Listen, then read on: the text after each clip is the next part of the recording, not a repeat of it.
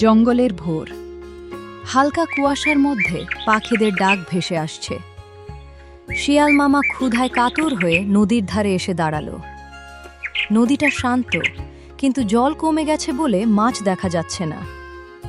শিয়াল মামা নিজের পেট চাপড়ে বলল, আজ যদি কিছু না পাই তাহলে তো দিনটাই গেল।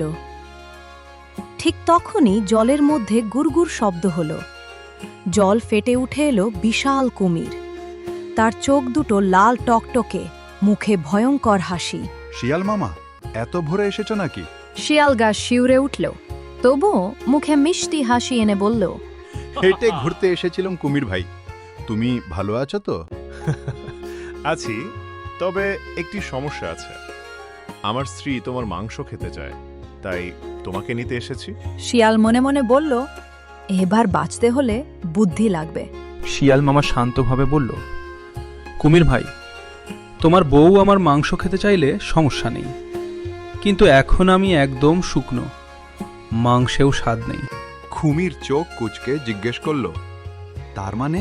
শিয়াল বলল, আমার লেজে যে চর্বি আর মাখন থাকে সেটাই সবচেয়ে সুস্বাদু, কিন্তু সেটা আমি গ্রামের ধান খেতে রেখে এসেছি। কুমির অবাক, তুই লেজ ধান খেতে রাখিস? শিয়াল মাথা নেড়ে বলল, হ্যাঁ ভাই, রাতে ওটা শুকাতে দিই, তাই এখন নিতে দাও, তারপর তোমার বউকে খাওয়াতে পারো। কুমির ভাবল, শিয়ালকে খাওয়ার সময় কি লেজ ছাড়া চলে? সে রাজি হল। কুমির বলল, চলো পিঠে ওঠো, তোমাকে ধান খেতে পৌঁছে দিই। কুমির ধীরে ধীরে জঙ্গলের দিকে যেতে লাগল। শিয়াল কুমিরের পিঠে দাঁড়িয়ে চারদিকে তাকাচ্ছে, সুযোগ খুঁজছে। জঙ্গলের মাঝখানে যেতেই শিয়াল সুযোগ বুঝে পালিয়ে একটু গিয়ে বলল, কুমির ভাই, একটা কথা বলি। তুমি পৃথিবীর সেরা বোকা। আমি কি কখনো লেজ ধান খেতে শুকাতে রাখি? লেজ তো শরীরেই থাকে। কুমির রাগে থরথর করে কাঁপতে লাগলো। সে চিৎকার করল, তুই আমাকে ঠকালে? লোভ করলে তো ঠিক এমনই হয় কুমির ভাই।